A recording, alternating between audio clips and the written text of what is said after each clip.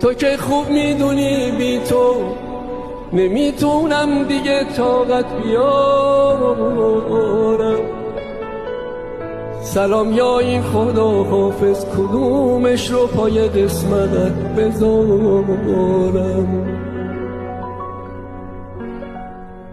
نگو بهتره چند وقتی و از هم جدا شیم، نه نگو نرو، شاید اصلا همین فردا نباشیم.